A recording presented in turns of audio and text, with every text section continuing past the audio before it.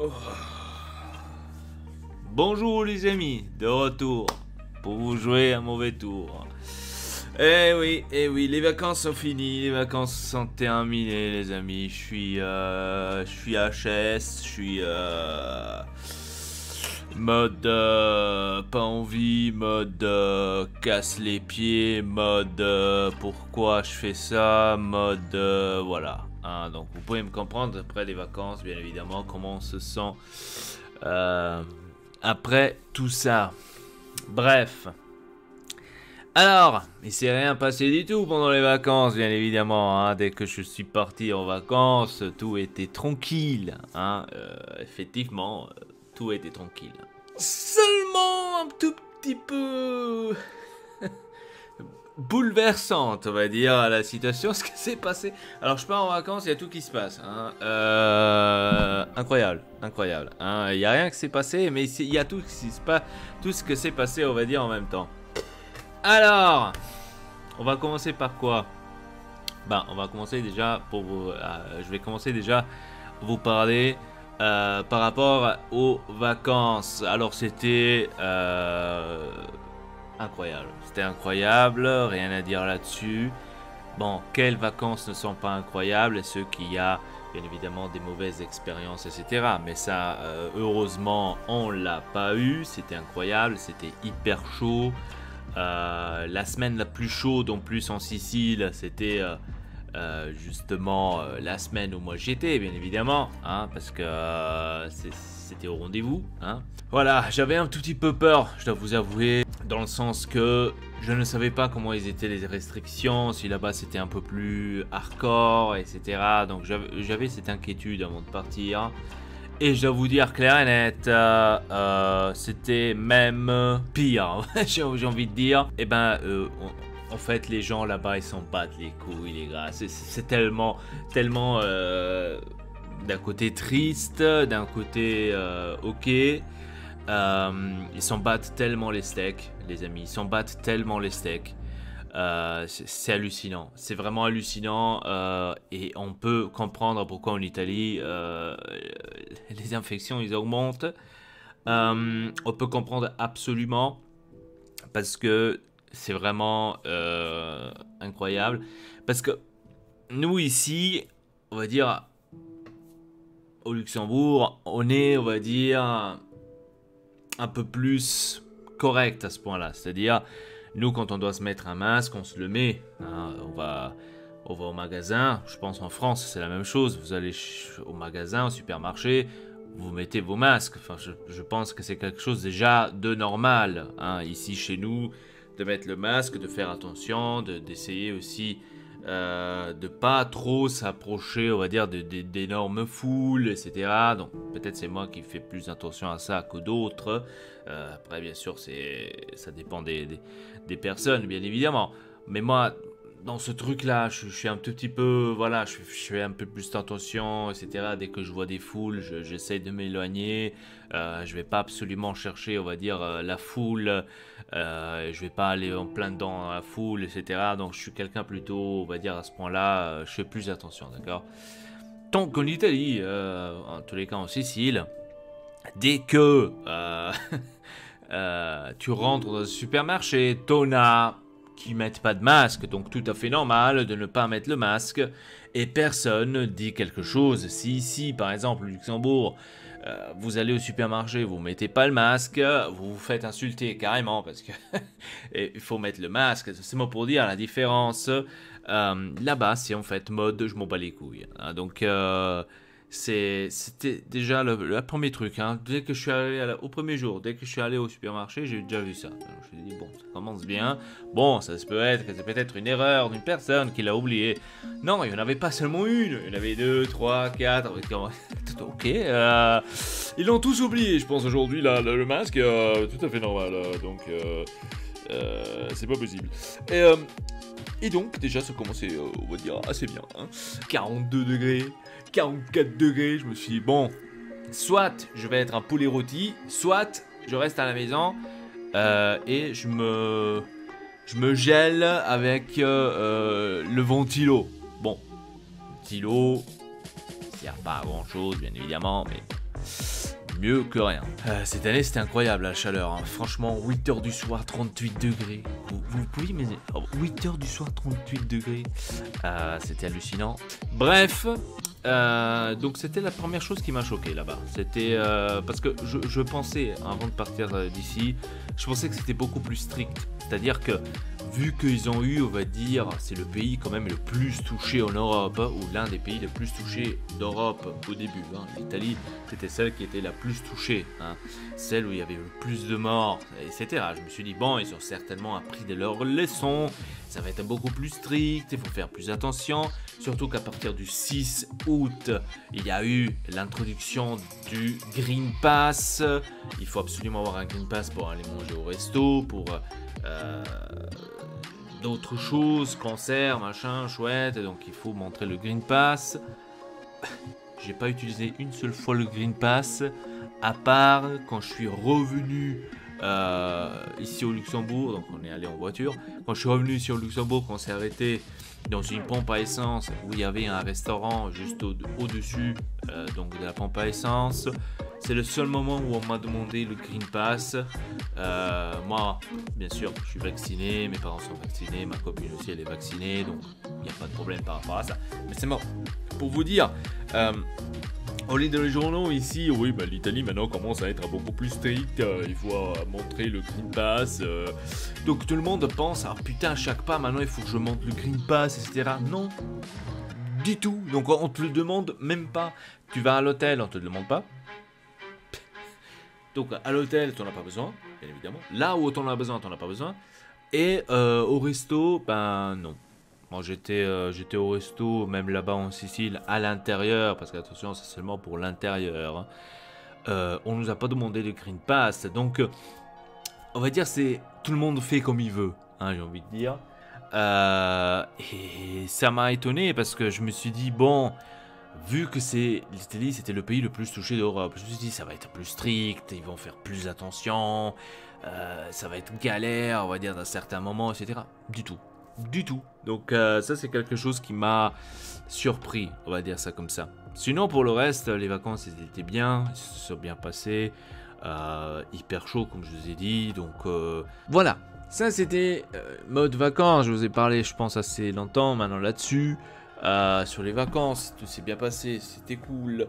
On s'est brûlé un petit peu, je sais pas si vous le voyez, j'ai un peu de pris de couleur, etc. Donc je dois vous dire, j'étais pas énormément au soleil, hein, j'étais plus à l'ombre, mais je me suis brûlé quand même. Donc va comprendre. Et donc, ça c'était mes vacances. Parlons maintenant de ça, ce que s'est passé. Qu'est-ce que s'est passé? Putain, je suis parti, il y a tout qui a éclaté, les gars. Il y a tout qui a éclaté ici. Qu'est-ce qui se passe? Qu'est-ce qui se passe? Alors, je suis parti en vacances. Messi a changé d'équipe. Alors, qui m'aurait dit que Messi aurait changé d'équipe? Messi ne joue plus au Barça, joue au PSG. Oh mon Dieu, qu'est-ce que c'est pas... Je me suis dit, putain, mais je pars en vacances, il y a tout qui se passe ici. Donc, Messi au PSG... J'ai pas envie maintenant de me plaindre, j'ai pas envie maintenant de vous parler du fair play financier que pour le PSG n'existe pas. Je pense que tout le monde le sait, tout le monde connaît cette, je pense, réaction, on va dire. Voilà. On va commencer par Lukaku. Lukaku qui a quitté Chelsea, parce que dans ce cas-là, c'est Lukaku qui a quitté donc l'Inter pour Chelsea. Est-ce que j'ai dit quitter Chelsea? Non, il n'a pas quitté Chelsea. Il est allé à Chelsea. Donc, il a quitté l'Inter pour aller à Chelsea. Pour une fois, c'est pas la société de l'Inter qui a dégagé Lukaku, mais c'est Lukaku qui a dégagé tout seul. Lukaku, pour moi, m'a énormément déçu. Pas seulement à moi, mais je pense que tous les supporters de l'Inter se sentent un tout petit peu trahis et aussi pris par le cul, j'ai envie de dire comme ça, par Lukaku. Lukaku, frérot, j'espère qu'à Chelsea, tu auras une chute incroyable pendant toute une année et même deux. Je suis désolé de te souhaiter cela, mais c'est obligatoire. C'est obligatoire. J'espère qu'il chutera à Chelsea. Avec tout le monde que j'ai parlé, ils disent tous la même chose, que Chelsea ne va pas survivre très longtemps. Et je l'espère du fond du cœur. Je l'espère du fond du cœur. Je suis désolé de le dire actuellement. Je suis désolé de le dire parce que c'était un énorme joueur pour l'Inter. C'était un énorme joueur pour l'Inter. Pour moi, il s'est trop monté la tête.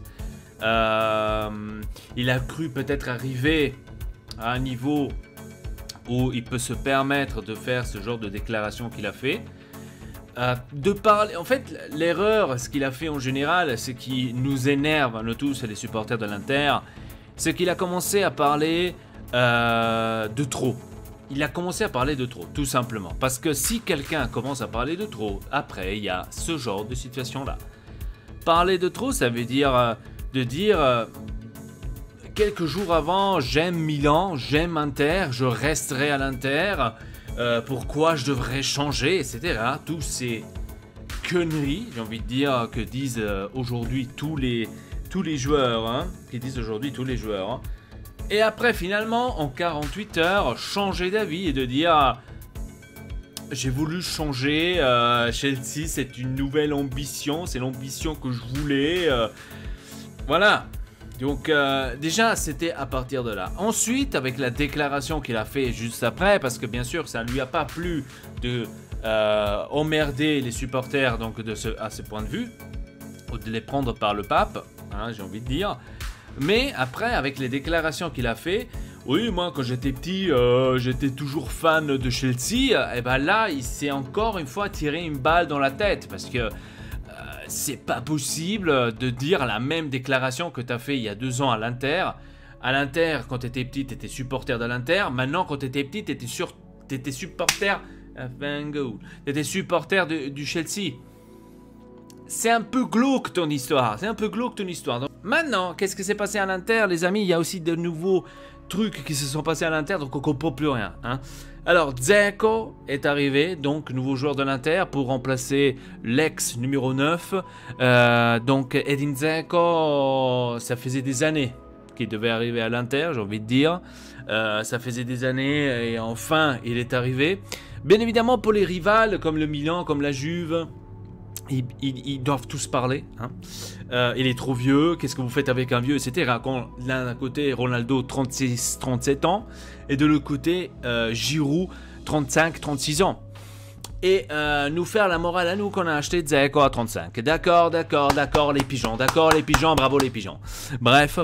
Moi, je suis content pour Dzeko. Qu'il est arrivé à l'Inter. Il pourra certainement donner cette chose en plus. Dzeko, c'est un très bon attaquant, absolument. Il pourra faire énormément. On verra bien comment ça va se dérouler. Et bien sûr, si on aura maintenant d'autres attaquants, donc, comme j'ai bien compris, on est en train de suivre Thuram de Mönchengladbach. On verra bien. Ce qui paraît, ils ont déjà trouvé l'accord à 25 millions, comme j'ai bien compris. Ils voulaient au début 30 et l'Inter a pressé pour avoir moins. Donc, à ce qui paraît, voilà, ils se sont enfin décidés. Donc, on parle de Thuram, mais on parle aussi de Correa de la Lazio. Zapata qui s'est blessé un mois, l'Atalanta ne veut toujours pas le donner. Donc, même avec une blessure, ils veulent 40 millions. Je pense que l'Atalanta fait une énorme erreur parce que où il est actuellement, il ne pourra plus évoluer. Il va chuter lui aussi, donc cette saison-là, il va chuter aussi, il ne va plus donner les prestations qu'il doit donner. Et l'année prochaine, quand ils seront obligés de le vendre, ils ne recevront plus 40 mais 20. Vous allez voir, ça va finir comme ça. La plupart du temps dans le foot, c'est toujours comme ça les choses. Voilà, pour l'instant, c'est ça. C'est ça on va dire les projets de l'Inter. Donc de prendre un autre attaquant, donc soit Correa, Thuram ou Zapata. Zapata, j'ai même plus envie de le mettre dans cette liste parce que, comme j'ai bien compris, c'est impossible. On verra bien. Donc même si je dois dire que Correa de la Lazio, je pense aussi c'est difficile de l'avoir, surtout qu'après que l'Inter a volé, on va dire, l'entraîneur à la Lazio, d'aller maintenant chercher un autre joueur, je pense pas que le président de la Lazio va te dire « Ah ouais, tu voulais un autre joueur, ouais, je vais te le donner, je vais même te donner 20% sur son prix, si tu veux. » Non, je pense pas, ça va être difficile, après, je sais pas. on verra bien, on verra bien. Moi, je me pose la question, je vous la pose à vous aussi. Si Lukaku serait sorti avec ces conneries-là au début du mercato, avant la vente de Hakimi, vous croyez que Hakimi serait-il vendu? C'est la question que je vous pose, dites-le moi dans les commentaires. Parlant de Hakimi, on a reçu le remplaçant d'Hakimi. Dumfries, un Hollandais que j'aime bien. Je l'ai vu à l'Euro, à 7 euros. Je l'ai vu jouer avec les Pays-Bas. J'ai bien aimé, franchement. Et la première fois que j'ai entendu que l'Inter serait intéressé à ce joueur, je me suis dit, allez, il va certainement aller au Real, ou au Barça, ou à Manchester City. Ils vont certainement le fumer. L'Inter ne le prendra jamais. Il a trop de talent pour arriver à l'Inter. Je me disais. Aujourd'hui qu'il est arrivé à l'Inter, je n'y crois pas. Donc franchement, c'est un très beau coup qu'a fait Marotta. Maintenant, bien évidemment, il faut voir comment il va bouger.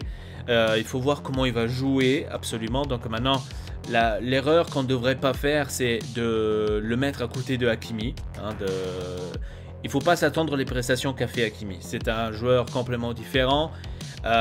Certes, c'est la même position, mais il ne faut pas s'attendre les mêmes prestations parce qu'on ferait une erreur énorme de s'attendre les mêmes prestations de joueurs anciens. Niveau attaquant, on parle aussi de Sanchez, comme j'ai bien compris.